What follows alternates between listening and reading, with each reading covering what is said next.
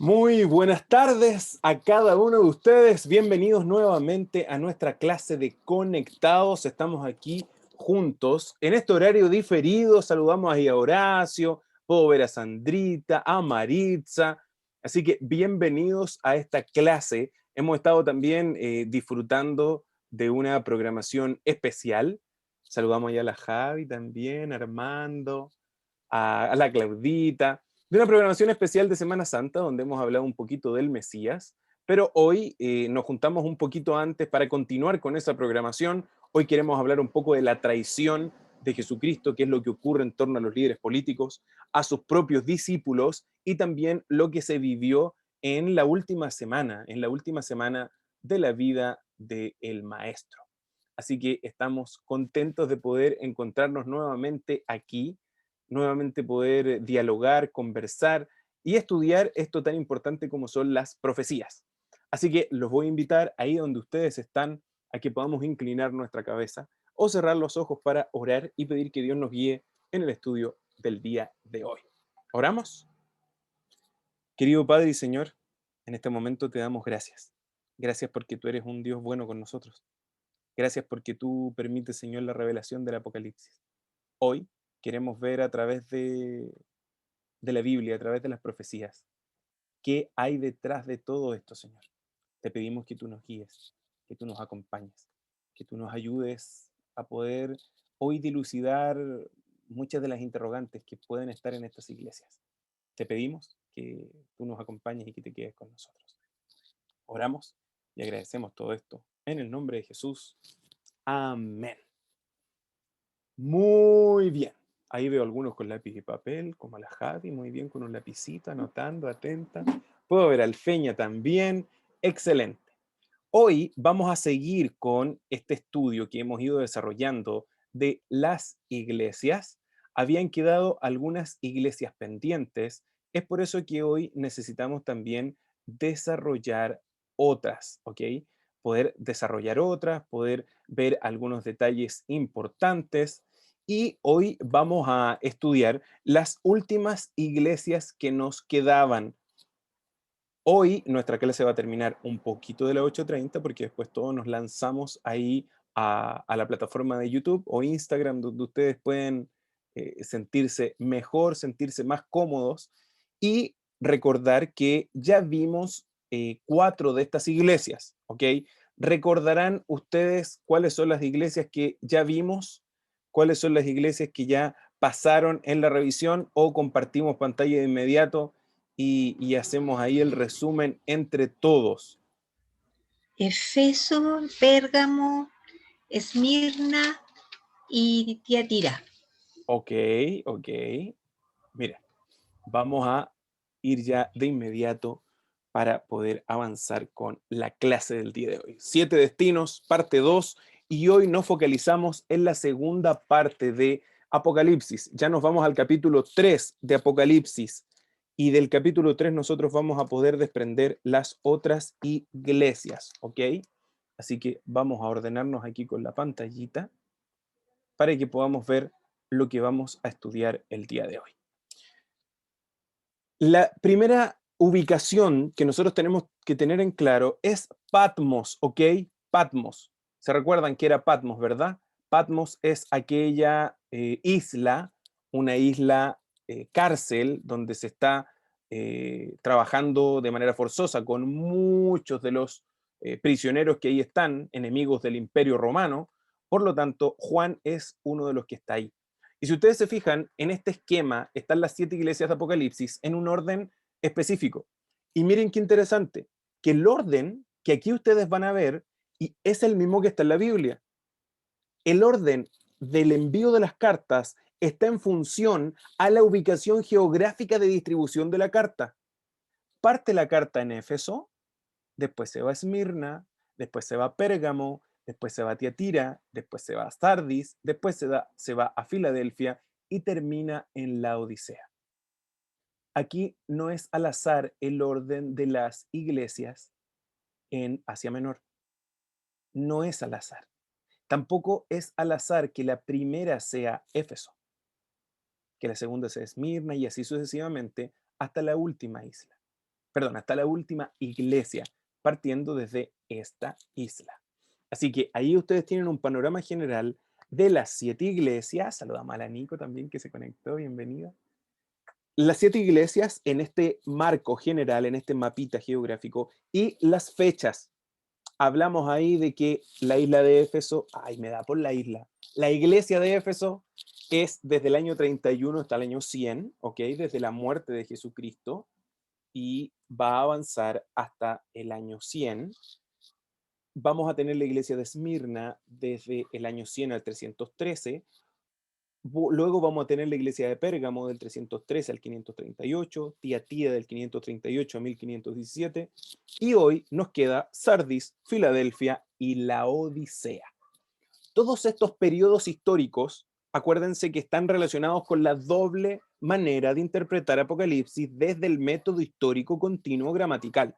¿Qué quiere decir esto? Que nosotros podemos comprender estas islas históricamente. ¿Se acuerdan que vimos hartos detallitos históricos, los dioses, la economía, el comercio, los problemas que hay en la religión? Todo eso lo vimos, todo eso lo analizamos y lo pudimos revisar en las clases pasadas. Es por eso que es importante que nosotros no solo veamos la parte histórica, concreta, real, literal de donde está ocurriendo esto, sino que también necesitamos ver la aplicación. Y miren, y aquí es donde empieza a calzar todo. Yo sé que me faltan 3 iglesias que tenemos que ver, ¿ya?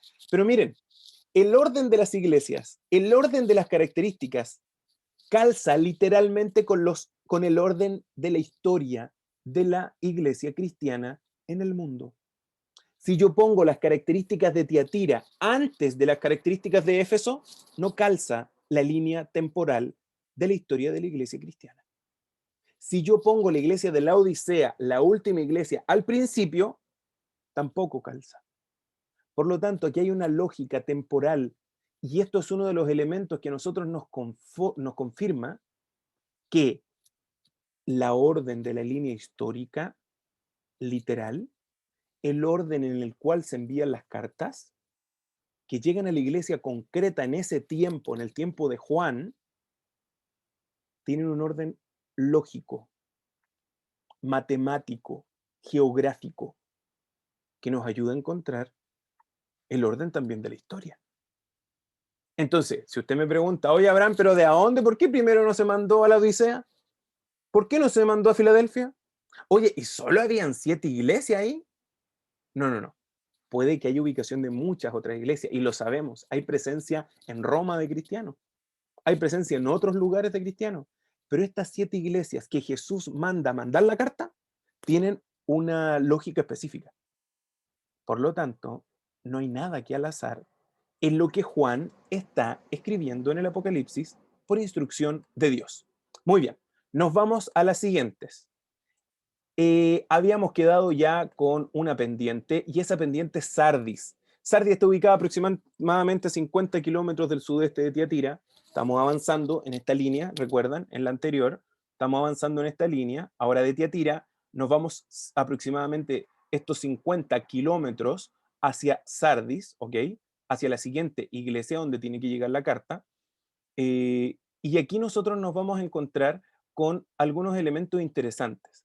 Sardis es una ciudad que tiene una historia espléndida, tiene una historia, pero increíble. Ellos lograron hacer grandes cosas y Sardis es una ciudad que está básicamente ubicada en un lugar muy estratégico porque es la capital del reino de Lidia, ¿ok?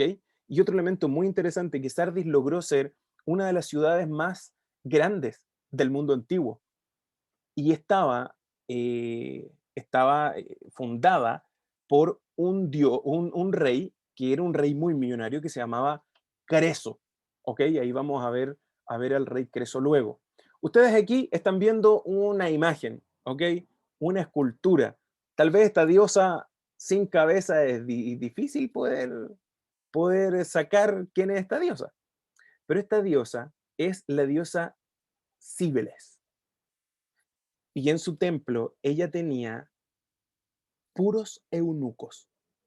Esta es como similar a la diosa Rea de la creación, de la virilidad, similar a Artemisa, cumple un poquito la lógica de Diana para los efesios, pero ahora aquí es Cíbeles. Y Cíbeles es la diosa y la santa patrona, que en sus monedas estaba su rostro. Y ahí ustedes pueden ver incluso que hasta el día de hoy se venden estatuillas de Cíbele. ¿Por qué es importante Cíbele? ¿Y por qué les mencioné los santos patronos de cada ciudad? Porque los santos patronos de cada ciudad tienen características de lo que ustedes estudiaron en el documento que les envié. ¿Se fijan que esta mujer aquí tiene una llave en su mano? Decían que Cíbele tenía el poder de resucitar a los muertos. Cíbele tenía la llave del cielo, del infierno, de los campos elíseos, pero también del inframundo. Y ella era capaz de darle vida a quien quisiera y custodiada siempre por 2 leones. Y ahora ustedes van a ver que en el Apocalipsis hay muchas figuras de esto. ¿Quién es el que tiene la llave de la vida y de la muerte? ¿Quién es el primero y el último? ¿Quién es el alfa y el omega? ¿Quién es el león de Judá? Pero ¿y por qué entonces había este atributo en esta diosa? Y yo aquí quiero que ustedes también tomen otro detalle, ¿eh? Yo lo dije en estos programas que estamos teniendo de aquel que llamaban el Mesías, y ahí yo le di una buena carta y unas florcitas para todas las damas, para todas las mujeres. ¿Se fijan que estas ciudades no tienen santos patronos? ¿Se fijan que estas ciudades tienen a mujeres en adoración? Un elemento bíblico que ya deben saber del código de interpretación. El código de interpretación nos dice que cada vez que en la Biblia, en el lenguaje apocalíptico, se hable de mujer, mujer está siendo relacionado con iglesia. Y en el Apocalipsis van a haber iglesias limpias e iglesias sucias. Van a haber mujeres vestidas de blanco y van a haber mujeres vestidas de ramera, de prostituta. Entonces, estos elementos son interesantes. ¿Por qué? Porque esta mujer tenía la capacidad de devolver la vida. De devolver la vida así, tal cual. Y miren, aquí hay uno de los vestigios que queda de esta diosa, del templo. Ya son solo columnas, no es mucho lo que queda de ese templo de Cíbele, pero hasta el día de hoy está ahí a disposición para que las personas puedan ir a verlo en Sardis. Esta ciudad era una de las ciudades más ricas, era una de las ciudades más prósperas y tuvo una época de gloria que fueron los primeros 100 años de existencia, ¿ok? ¿Qué se trabajaba ahí? En Sardis se trabajaba mucha lana, muchos teñidos de estas lanas y obviamente la tela y la lana era fundamental para la vida. Pero tristemente, poco a poco, esta ciudad empezó a perder su fuerza, a perder su orgullo. Pero a pesar de que después ya no tenían esa gran fuerza, ellos quedaron con los recuerdos del pasado. En la época de Juan, poco a poco esta ciudad está perdiendo su fuerza. Y esta diosa que tenía la llave de todo, y aquí que en esta escultura que está en Madrid, ya no le voy a hacer la broma que la saqué yo porque usted sabe que son todas de Google ya, pero está en Madrid esta escultura, que es la misma diosa Cíbele, trata de conmemorar que había poder en esa ciudad de Sardis, que había autoridad y que sus ciudadanos estaban tan confiados en que nunca les iba a pasar nada, porque estaba construida en una ciudadela, en unos montes, era una ciudadela natural, o sea, estaba en una altura específica que no era fácil de llegar ahí, pero tristemente las defensas parecían tan seguras que ellos no cuidaban sus muros. Usted contrató ADT, contrató Verisur, contrató Seguritas no sé cuánto. Entonces usted deja su casa abierta nomás. Total, yo estoy pagando. Un sistema de seguridad nunca va a ser cambiado por la seguridad que tú puedes dar. Por lo tanto, ellos se confiaron tanto en que la naturaleza había conformado la estructura de la ciudad, que el exceso de confianza hizo que bajaran la guardia en muchas ocasiones, y la guardia literal, no bajaron la guardia de que se despreocuparon, bajaron el contingente de policías en la noche, de soldados. Y tristemente, en más de una ocasión, ellos fueron atacados por sorpresa. 2 veces literalmente fueron atacados por sorpresa por Ciro, el persa. Y más tarde, otro líder llamado Antíoco iba a entrar, iban a trepar por la ciudad, iban a llegar en la noche, iban a capturar la ciudad, iban a destruir la ciudad y también iban a matar a todos los que ahí estaban y iban a robar, iban a llevarse todo lo de sus riquezas. Por lo tanto, esta ciudad de Sardis, que era gobernada aparte por Creso, fundada por este rey de mucho dinero, que ahí ustedes pueden ver en su imagen, que esta es solo una forma de alegoría, de mostrar, de dibujar toda la riqueza, y cada vez que alguien venía, él mostraba su riqueza. Cosa que al final era peor, porque la gente sacaba el cálculo de cuánto él tenía. ¿Qué pasa con esta ciudad? Esta ciudad tenía un gimnasio, ¿sí? Un gimnasio que hasta el día de hoy no está funcionando, y no por la cuarentena, sino porque ahí solo hay ruinas, pero este era un gimnasio, porque la gente también no solo tenía riqueza, sino que también era pretenciosa. Le gustaba cuidar su cuerpo, además su santa patrona era de la virilidad. Así que ellos tenían este precioso gimnasio, pero claro, estamos viendo aquí que tristemente todas estas características son netamente de forma, de imagen.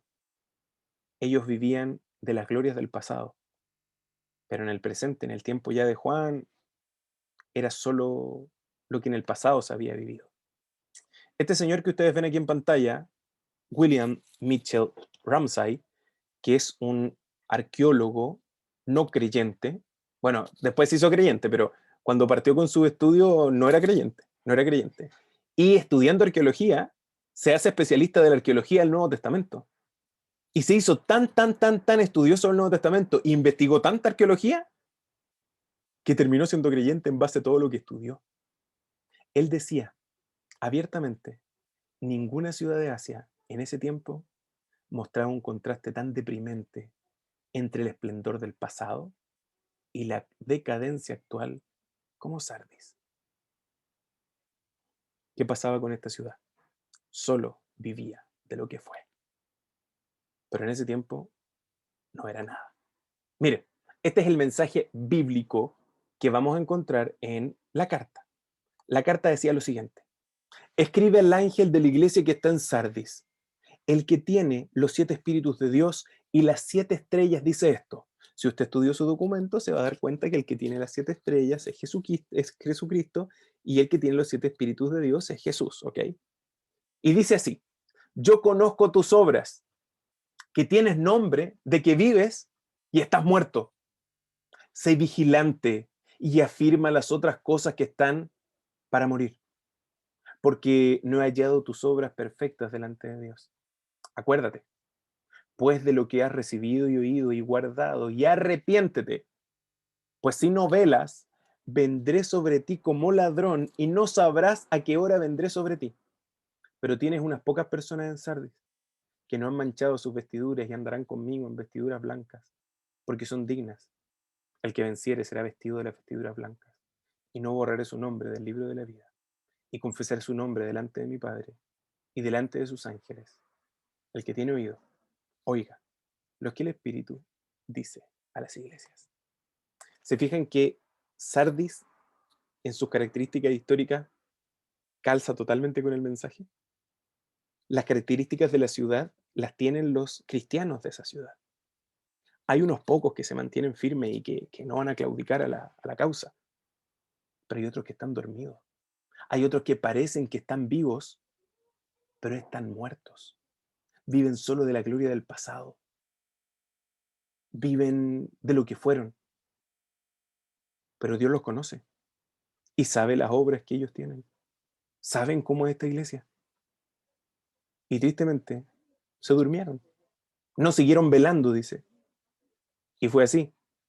La ciudad baja la guardia, deja de tener veladores, soldados que velaban toda la noche, y la ciudad 2 veces es arrebatada por los enemigos. Es por eso que aquí dice que hay algunos que han permanecido limpios, no han manchado sus vestiduras, y ellos son los que se van a quedar con él. Y serán vestidos de esas vestiduras blancas. Y siempre las vestiduras blancas tienen que ver con pureza, con limpieza. Ahora, ¿dónde posicionamos esto en la historia? Esto, históricamente, se posiciona en la iglesia cristiana del siglo XVI y el siglo XVII. A ese periodo, algunos le llaman el escolasticismo protestante. Ese periodo es destacado por los reformadores de la iglesia, que están en un apogeo, están levantando los estandartes del mensaje protestante, habían despertado a la iglesia estaba reconociendo y se estaba moviendo de manera increíble, pero tristemente los seguidores de los líderes de la reforma empezaron a involucrarse en defensa de lo que ellos creían y empezaron a pelear y hubieron doctrinas que pasaron a ser controversiales. Entonces la iglesia poco a poco se empezó a formalizar, empezó a perder la vida, empezó a perder la espiritualidad y las prácticas que ellos hacían era totalmente alejada de la realidad de la iglesia. Y entra algo que se llama racionalismo filosófico. ¿Y saben por qué entra esto? Porque la iglesia se empezó a pelear entre ella, entre los que pensamos distinto, que se olvidó de la gente, se olvidó del pueblo. Pero no fueron los líderes de la Reforma Protestante, fueron sus seguidores. Lutero nunca estuvo de acuerdo en que existieran las iglesias luteranas. A Calvino no le gustaban los calvinistas. Y un filósofo, teólogo, aprendiz y maestro de leyes, abogado y erudito político y social como Karl Marx, también decía que no le gustaba el marxismo. Porque tristemente quien toma tus ideas puede desvirtuarlas.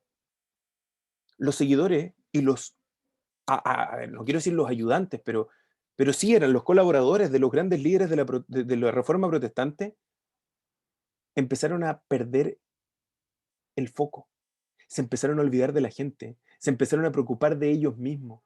Y esto, ¿saben qué generó? Generó que el racionalismo filosófico comenzara a tomar fuerza, porque la religión se había olvidado de la gente. La teología ya no entregaba soluciones para la realidad de las personas.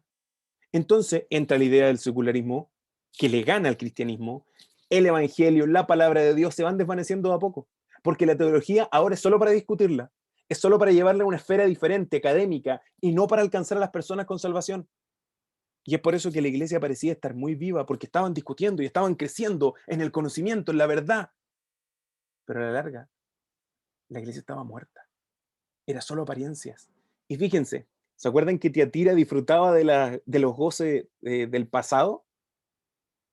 Perdón, Sardis. ¿Se acuerdan que Sardis gozaba del pasado solamente? Aquí está pasando lo mismo. Este periodo de la historia, ellos están recordando lo que hicieron los reformadores, pero ellos están muertos, porque transformaron y llevaron la teología a las esferas de donde la habían sacado.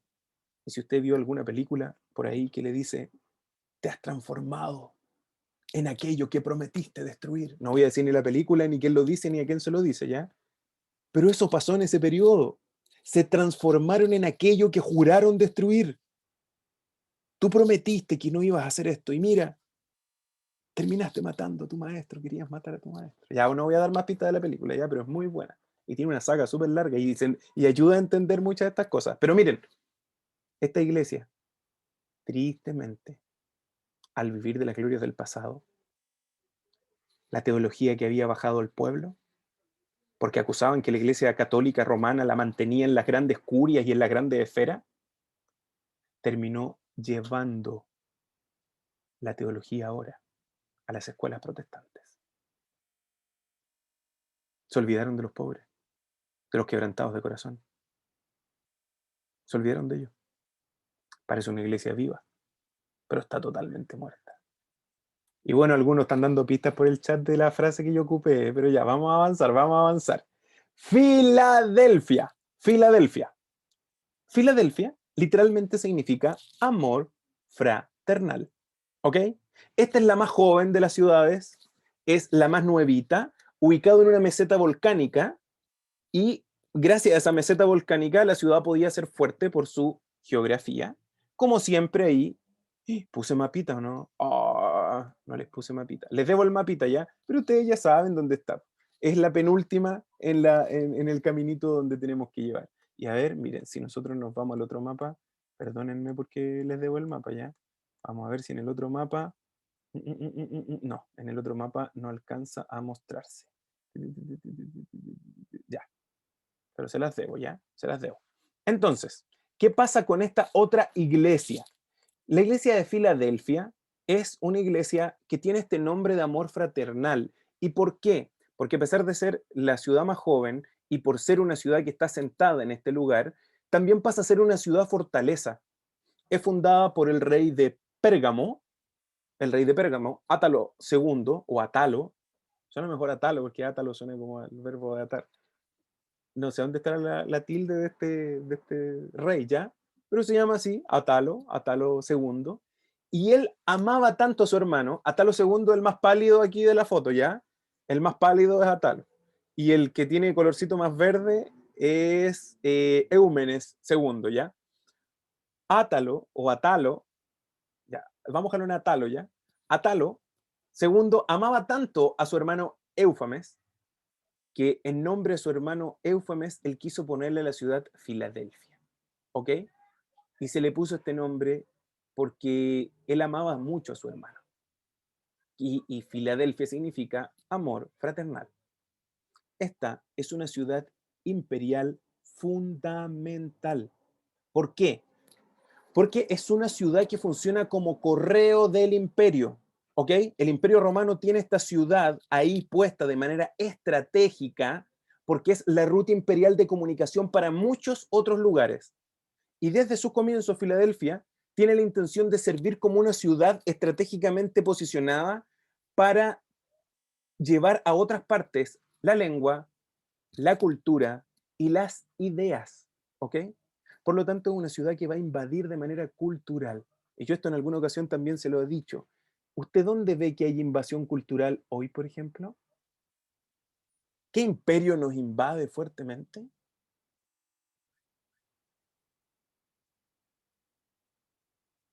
A ver, ¿habrá alguien que me pueda... Los turcos, dice por ahí Fernando Liste. ¿Saben qué? La cultura árabe nos está invadiendo. ¡Ay, habrán de dónde! ¿Ha visto usted el nivel de teleseries que existen a nivel nacional de teleseries árabes? Donde a mí la gente me dice, no, Abraham, si esa gente cree mucho en Dios, siempre hablan de Dios, siempre invocan a Dios. Sí, pero es de una cultura diferente. Esa cultura es muy sabia porque invade desde sus prácticas. Pero hay otras culturas que también nos invaden y no han invadido hace mucho tiempo. A ver, bueno, sí, las turcas, las teleseries, porque los árabes fueron oprimidos por los turcos, sí. Fernando Aliste tiene ese detalle que es filológico, pero tiene toda la razón, ¿ok? Es de todo el Medio Oriente, pero sí, los turcos son los que ahí son los malos de la película, que terminan destruyendo a muchos de estos territorios. Pero hay otro lugar que también a nosotros nos invade mucho, y es la cultura británica y la cultura americana. Por otra parte, también la cultura europea, española. Por eso nosotros hablamos español. Por eso nosotros también tenemos eh, anglicanismos en nuestro lenguaje. Y hablamos de break, ya no hablamos de recreo. Y no hablamos de pantalones cortos, hablamos de short. Y no hablamos de un pancito con tomate, hablamos de sándwich. Y de muchas otras palabras que incluso cuando las pasamos al chileno quedan raras. Hoy día, miren, pucha, yo tenía aquí varios ejemplos de esto, pero hasta el concepto flaite tiene una raíz desde las lenguas americanas, de Norteamérica y británica. Pero hoy, por honor al tiempo, vamos a seguir con esta isla, ay, me da por isla, por esta iglesia, que es la iglesia de Filadelfia. ¿Por qué es tan estratégico esto? Porque ellos van a tratar de servir como una ciudad de promoción de la cultura y de la información. Pero esta ciudad se ve afectada fuertemente por un terremoto. Y ese terremoto fue el que afecta aproximadamente en el año 17 después de Cristo, se destruye Filadelfia y Sardis y otras ciudades vecinas también son destruidas por este terremoto. ¿Ok? Entonces, tristemente esta ciudad se ve devastada por, eh, por catástrofes naturales. Pero mira, en todos estos lugares hay iglesias cristianas, ¿ya? Por eso yo hablo de las iglesias que hay ahí. La iglesia cristiana fue muy inteligente porque se metían entre medio de los que andaban con correos romanos y se pusieron a predicar de Jesucristo y se pusieron a mandar cartas para todos lados y les pagaban a los carteros. Y los carteros llevaban ahí de Starken, de Correos de Chile, de todo, para todas partes, para todas partes. Turbú iba a decir, ya no es Turbú ya la compañía, Starken, Chile Express y otras más. Y entre medio de envíos, ellos enviaban el mensaje de Jesús. Ellos enviaban el mensaje de Jesús. Mira, y Osvaldo nos habla de mall, centro comercial, claro, tenemos ahí esos otros elementos. Y ellos aprovechan de estos elementos culturales y de estos choques de culturas para empezar a predicar, a predicar y a predicar. Y a pesar de los conflictos que habían a nivel de que hay catástrofes naturales que destruyen y alteran la realidad de la ciudad, ellos no pararon de predicar el Evangelio. Por lo tanto, esta ciudad recibe el siguiente mensaje que yo quiero que usted esté muy atento. Y si usted se fija, ahora puse el mensaje después de las características, para que usted vea cómo la historia calza con las características del mensaje en la Biblia. Dice así este mensaje a las iglesias. Escribe al ángel de la iglesia en Filadelfia. Esto dice el santo, el verdadero, el que tiene la llave de David, el que abre y ninguno cierra, y cierra y ninguno abre. Pregunto, ¿se acuerda cómo se llamaba la diosa que tenía la llave en la mano? Lo dijimos recién, la Javi lo anotó. Dilo Rodri nomás, con toda confianza. ¿Cómo se llama? La diosa. Cibeles. Grande, grande. Y ahora el que manda el mensaje dice, mira, mira, mira, vamos a dejar clarita esta cuestión de las llaves, ¿ya?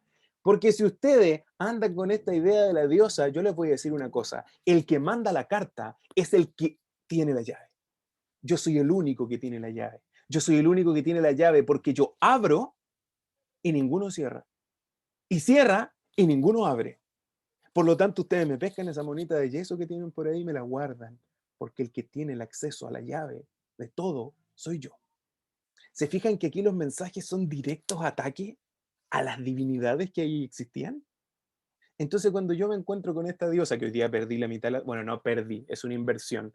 Invertí la mitad de la tarde en buscar a esta diosa, investigar de ella, y de repente me digo, no, pues Abraham, si te faltan todavía 2 iglesias, sal de esta diosa y que esta diosa no te capture con sus encantos. Vuelve, por favor, a las iglesias. Me llamó mucho la atención que en este mensaje se va a dejar en claro quién es el que tiene la llave, quién es el que está a cargo de todo. Y dice ahora, yo conozco tus obras. He aquí, has puesto delante de ti una puerta abierta, la cual nadie puede cerrar, porque aunque tienes poca fuerza, has guardado mi palabra y no has negado mi nombre. He aquí yo entrego de la sinagoga de Satanás a los que se dicen ser judíos y no lo son, sino que mienten. He aquí yo haré que vengan y se postren a tus pies y reconozcan que yo te he amado. Por cuanto has guardado la palabra de mi paciencia, yo también te guardaré de la hora de la prueba que ha venido sobre el mundo entero para probar a los que moran sobre la tierra. He aquí yo vengo pronto, retén lo que tienes, para que ninguno tome tu corona, y al que venciere, yo le haré columna en el templo de mi Dios, y nunca más saldrá de allí, y escribiré sobre él el nombre de mi Dios, y el nombre de la ciudad de mi Dios, la nueva Jerusalén, la cual desciende del cielo, de mi Dios, y mi nombre nuevo. El que tiene oído, oiga lo que el Espíritu dice a las iglesias. ¿Se fijan que aquí está la sinagoga de Satanás otra vez? ¿Se acuerdan que era la sinagoga de Satanás? ¿Tendrá anotado por ahí usted que era la sinagoga de Satanás? ¿Se acuerda que habían varios fuentes de persecución? Una era el Imperio Romano de manera directa, pero había otra que Juan y Jesús le está llamando la sinagoga de Satanás. ¿Se acuerda quién es la sinagoga de Satanás? Aquí el texto lo dice quiénes son. ¿Se acuerda usted? ¿Se acuerda que la sinagoga es un lugar de culto, de enseñanza? Bueno, básicamente de enseñanza, también hay culto, pero básicamente de enseñanza. Es una escuela de judíos. ¿Pero por qué se le llama sinagoga de Satanás? ¿Se acuerda? ¿Se acuerda? ¿Se acuerda? ¿Qué hacían estos judíos? ¿Eran verdaderos hijos de Dios? ¿Qué andaban haciendo estos judíos, Nico? La Nico me hace así que no. ¿Qué andaban haciendo, Nico, estos judíos? No, porque atacaban a los cristianos, pues los trataban de caníbales. Eso, ¿cierto? Sí. Totalmente correcto. Sí. En esta ciudad de Filadelfia había algo que unía a la iglesia, que era el amor. Había otro elemento, que era la predicación del evangelio. Pero tristemente sus propios hermanos judíos atacaban constantemente. Por lo tanto, cada vez que se hable de sinagoga de Satanás, usted puede interpretarlo de dos formas. Primero, judíos que atacaban a judíos. Y ahora lo interpretamos. Los judíos que eran entre ellos, hermanos. Por lo tanto, cada vez que se hable de manera figurativa de la sinagoga de Satanás, puede que estemos hablando de ataques a propios hermanos. Pero no vaya a ocupar esto con sus hermanos, salgan para allá que ustedes son de la sinagoga de Satanás. No, no, no, no, porque esto está en un plano espiritual. La persecución que existía no es política, la persecución que existe es religiosa. Y cuando vayamos avanzando con Apocalipsis, usted se va a dar cuenta que esta pelea no es desde la política, no son poderes gubernamentales que están peleando, son poderes religiosos. Y las mujeres que van a aparecer ahí, que de repente usted va a ver que va a haber una mujer vestida de sol y otra vestida como ramera, con una copa, con vino del furor, de sangre. Bueno, ahí después lo vamos a ver. Están representando a religiosidad, no a gobiernos, a poderes religiosos, no gubernamentales. Por lo tanto, la sinagoga de Satanás está atacando desde esa lógica. Ok, nos vamos a la aplicación histórica. Aquí ya nos vamos a la línea histórica de esto. ¿Dónde está la línea histórica de lo que estamos viendo aquí? Primero, esto se puede aplicar históricamente al periodo de la Iglesia cristiana entre el siglo XVIII y siglo XIX. ¿Por qué? Porque empieza algo que se llama el Gran Reavivamiento Protestante. ¿Qué significa esto? Empiezan las ganas de predicar, empiezan las ganas de llevar el mensaje y muchos movimientos empiezan a reavivar la fe genuina. ¿Se acuerdan que en el periodo anterior la teología se hizo académica y se alejó de la gente? Aquí es todo lo contrario. La teología se volvió práctica, el evangelio se volvió para transformar la vida de la gente y empezaron a predicar por todas partes. Y se dio cuenta que esta ciudad tenía un centro que era un centro de correos, de cartas, que era un punto neurálgico para comunicarse para todos lados. En este periodo de la historia del cristianismo, del siglo XVIII al siglo XIX, empezaron las grandes sociedades de misiones en el mundo, a ir a distintas partes a evangelizar, a predicar, y la gran mayoría de misioneros van a ser de Estados Unidos. ¿Ok? Poco a poco vamos a ir viendo cómo la historia y naciones se van a ir metiendo en el juego. Pero bueno, revivió un sentido de compañerismo cristiano, de abnegación, de hermandad. Y justamente esta ciudad se llamaba Filadelfia. Y justamente los movía el amor, los movía la hermandad. Y la iglesia se transforma en una comunidad misionera tan fuerte que lo único que quieren es predicar a todo el mundo lo que ellos están creyendo. Este periodo fue un periodo gigante de progreso para el evangelio. Nunca en la historia del cristianismo se había predicado tanto y se había proclamado el evangelio eh, históricamente por tantas partes del mundo. Y después, si usted quiere seguir estudiando y quiere seguir investigando, es verdad, Wikipedia académicamente puede que usted diga, no, Abraham no es el mejor fuente de información, sí. Pero si usted quiere buscar y revisar y corroborar info, déle una miradita a Wikipedia. Y se va a fijar que en estos siglos la iglesia cristiana cambia un poco de esta teología más académica, intelectual, y lleva una teología más práctica de transformación de la vida. Armando ahí nos dice que los judíos a causa de la incredulidad en Jesús ya no son judíos espiritualmente, y los cristianos sí lo son. Esa lógica es correcta. El judaísmo como religión sigue existiendo, pero por Abraham se logra que todos puedan ser judíos espiritualmente. Por eso, Juan va a ser muy duro y Jesús va a ser muy duro al decir existe la sinagoga de Satanás y existen mis hijos, que son mi pueblo, que van a lograr obtener la verdadera Jerusalén, que a pesar de que es una lógica espiritual, la verdadera Jerusalén es literal y la vamos a estudiar también en Apocalipsis. Amigos, me quedan pocos minutos porque ya nos vamos al programa de aquel que llamaban el Mesías, ¿ok? Última iglesia, iglesia de la Odisea. Esta es la mejor ubicada. Si a usted le gustaron todas las ciudades, esta es la mejor ciudad de todas. El mejor sistema de carreteras romana. Así que si usted de repente dice, oye, los romanos que eran malos, bueno, los romanos son los que sustentan el sistema de acueductos espectaculares. Ellos son los que generan las mejores estructuras a nivel de arquitectura, que hasta el día de hoy permanecen en pie, muchas de ellas.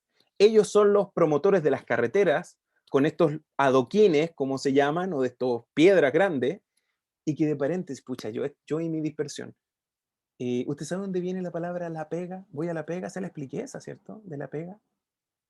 Lo de la pega viene de eso. Antiguamente en Santiago hubo un momento que las ciudades tomaron carreteras, tomaron calles y se pusieron a poner adoquines. Y el adoquín se pegaba. Entonces, cuando la gente decía, oye, ¿estás trabajando? Sí, estoy trabajando pegando adoquines. Ah, buena. Y de ahí se empezó a ocupar el lenguaje de voy a la pega de adoquines.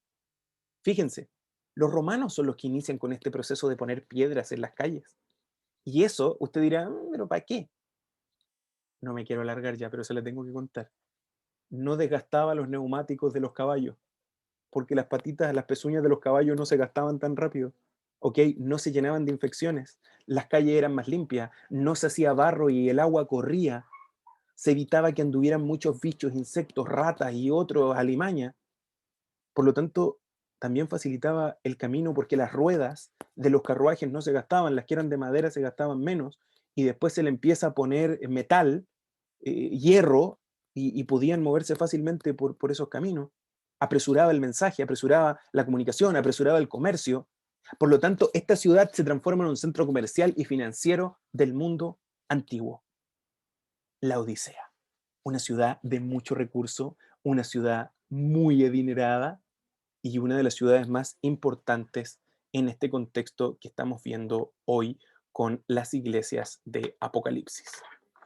Bueno, últimos minutos que nos quedan de esta clase y cierro con lo siguiente. Esta iglesia ubicada, aquí parece que si les puse mapa o no, ahí sí, en el otro me había equivocado, pero aquí les puse el mapa ya, que al final yo les pongo el mapa y es el mismo mapa de siempre, solo que ahí se ve la ciudad nomás, porque ahí se destaca más o menos dónde está la ciudad, pero es el mismo mapa con las distintas ciudades. ¿Qué pasó? Esta ciudad, al estar ubicada en este punto tan geográfico, se hizo totalmente rica, pero también la devastaron los terremotos. Era una ciudad tan independiente que el historiador Tácito dice que ellos rechazaban cualquier ayuda imperial. Imagínate, el Imperio Romano quería intervenir y ellos decían no. Y para reconstruirla, dijeron que no. ¿Se imagina el presidente Piñera llega y le dice, ¿sabe qué? Le vamos a reconstruir su casa. Y usted dice, ¿qué se cree usted? Si yo tengo los recursos suficientes, yo la voy a reconstruir. No, es que Biden de Estados Unidos le va a mandar a usted. No.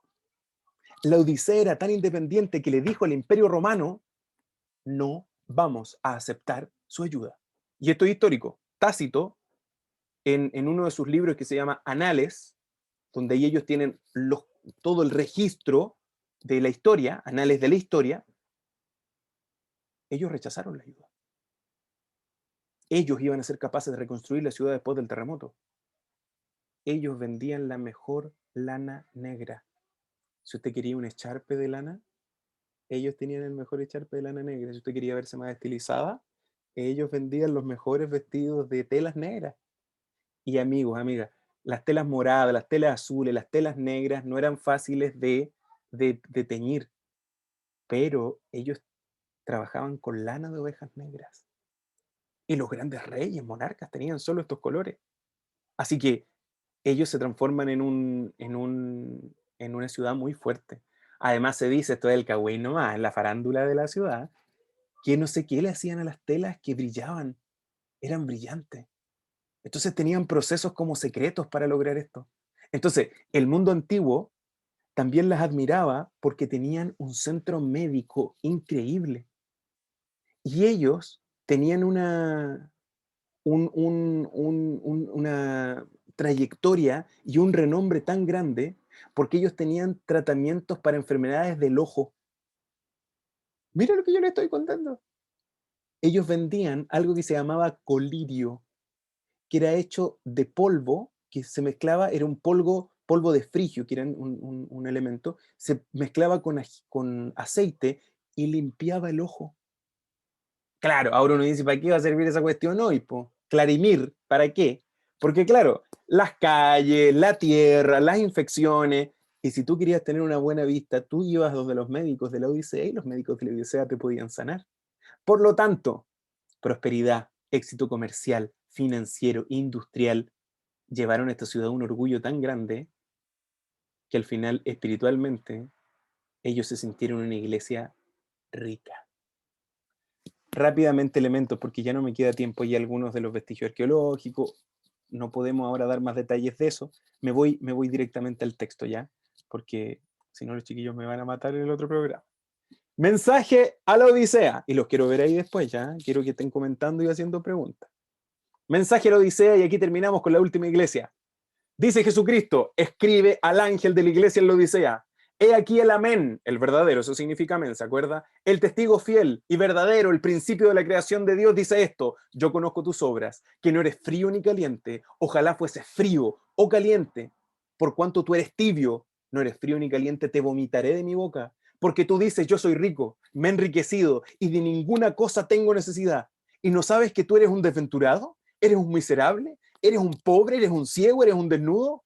Por lo tanto, yo te aconsejo que de mí compres oro refinado en fuego para que seas rico y vestiduras blancas para vestirte, para que no se descubra la vergüenza de tu desnudez. Y unge tus ojos con colirio para que veas. Yo reprendo y castigo a todos los que amo. Sé pues, celoso y arrepiéntete. He aquí yo estoy a la puerta y llamo. Y si alguno oye mi voz y abre la puerta, entraré a él, cenaré con él y él conmigo, y el que venciere le daré que se siente conmigo en mi trono, que era como un sillón, era un sillón larguito, así como yo vencido me he sentado con mi padre en su trono, en el mismo silloncito larguito se comparte el sillón. El que tiene oído que oiga lo que el Espíritu dice a las iglesias. Aplicación histórica. La iglesia de la Odisea evidentemente pasa a ser un modelo de iglesia cristiana para el último periodo de la historia de la Tierra. ¿Por qué? Porque se presentan ciertos elementos de la parte final de la historia de la humanidad y también pasa a ser una iglesia que está afligida por distintos movimientos, distintas revueltas políticas, religiosas, seculares, pero sobre todo por la confianza y la independencia que siente esta iglesia. Pasa a ser una iglesia indiferente, autosuficiente, que se caracteriza por la tibieza y con los problemas de identidad. Y saben, esta iglesia básicamente va a procurar llevar su lógica de temporalidad desde, bueno, hay algunos aquí que todavía están en discusión, pero desde la época del 1840 hasta que Jesús vuelva a la tierra. Por lo tanto, las características aquí vistas tienen relación con nosotros, con el tiempo de hoy. Esta última iglesia está en discusión en sus inicios ya, pero básicamente aquí hay un esquema donde ustedes ven que la iglesia de Éfeso está desde el 30 al 300, aquí los años están aproximados, la iglesia de Esmirna, de Pérgamo, de Tiatira, de Sardis, de Filadelfia y la Odisea hasta el fin del tiempo. ¿Ok? Amigos, si ustedes se fijaron, la última iglesia tiene mucho dinero, es totalmente independiente. Pero Jesús les dice, ¿quieren comprar ropa? No compren ropa negra de lana brillante de lujo, compren vestiduras blancas. ¿Tienen riqueza? ¿Tienen oro? Sí. ¿Tienen diamante? ¿Tienen plata? Pero yo les voy a dar oro refinado, oro de verdad. Oye, ¿y tienen colirio? Sí, está buena. Entonces échense colirio. Échense colirio para que se den cuenta de lo que yo les estoy diciendo, para que vean bien. Porque yo estoy a la puerta y estoy atento. Y si alguno de ustedes escucha que yo estoy llamando, porque Jesús no está golpeando, ahí se ocupa la palabra, una expresión verbal de gritar. Si Él está gritando, de ti depende escuchar o no su voz. Amigos, ha acabado la clase. Hemos terminado las 7 iglesias y la próxima clase vamos a hacer un resumen pequeñito de esto para que no quede duda y vamos a avanzar con el capítulo número 5, ¿ok? Y en el capítulo número, el capítulo número 4, donde vamos a ver la primera visión de Juan que él percibe en el cielo. Y vamos a ver lo que él ve en esa escena, qué personaje hay y qué es lo que está ocurriendo. Me encantaría dejar espacio a preguntas, pero tristemente no podemos hacerlas. Guárdelas para la próxima clase y la próxima clase partimos con esas preguntas que quedaron ahí. Y ahora nos cambiamos de conexión, compartimos ahora en unos minutitos, yo creo que ya está listo para compartirse y nos vamos a aquel que llamaban el Mesías, última semana de la vida de Cristo, qué es lo que está pasando, quién lo traiciona, salió de sus propios apóstoles, qué movió a Judas, porque Judas el malo, Judas porque se ahorcó, no se ahorcó, qué es lo que pasó. Todos esos entretelones de la historia y todos esos detallitos interesantes los vamos a conversar ahora. Y también, qué es lo que sucedió con los últimos momentos en la cruz, quienes estaban viendo y qué impacto generó la muerte de Jesucristo. Nos vemos ahora en unos segundos en aquel que llamaban el Mesías. Vamos a orar. No vamos a hacer pregunta hoy, me la guarda y la tenemos para la próxima semana. Y si usted ya quiere revisar, le invito a que lea el capítulo 4 para que avance con algo de lectura. Capítulo 4 de Apocalipsis, ¿ok? Y próxima clase también vamos a conversar un poquito de lo que usted leyó. Le queda más tiempo para leer ya, para que me diga qué es lo que le llamó la atención del primer capítulo, perdón, de la lectura que yo le envié de la visión de Jesús frente a Juan el apóstol. Un abrazo, vamos a orar y vamos a cerrar aquí la clase de hoy y activa rápidamente su cámara, sacamos una fotito y nos despedimos. Oremos al Señor. Querido Padre y Señor, gracias porque estas 7 iglesias nos muestran cuán poderoso eres tú, cómo tú estás al control de todo y cómo tú, Señor, eres certero, sincero y abierto en los mensajes que entregas. Te pedimos, Señor, que tú nos ayudes, que tú nos cuides y que estas características, que pueden ser todas en una pura iglesia o que pueden ser en distintos periodos, que logremos ser conscientes de cómo es nuestra actitud frente a ti, porque la iglesia no es una institución religiosa, la iglesia la hacen los pueblos, la hacen los hijos de Dios. Nosotros somos la iglesia. Ayúdanos a ser como tú quieres que seamos. Quédate con cada amigo, con cada amiga y acompáñanos en la programación que tenemos ahora, pero también acompáñanos en la siguiente clase de Conectados. Quédate con todos los que ven esta grabación y que también puedan aprender y reflexionar del precioso libro y las revelaciones del Apocalipsis. Oramos en el nombre de Jesús. Amén. Active su cámara y puedo ver a Osvaldo, puedo ver a la Denise, muy bien, puedo ver a Adriana. Miren para acá con una sonrisita, bien Karina. Yo vi que la Karina estaba estudiando ese texto. Espero que hayan salido airosos ahí del texto, excelente. Es que el link en el chat. Muchas gracias, Feña, muchas gracias. Veo a Eric también, a Isabel, qué gusto ver a Isabel, excelente, que está aquí perseverando, a la Claudia también, al Jona, a la Lili, ya, miren para acá, sonrían, 1, 2 y 3.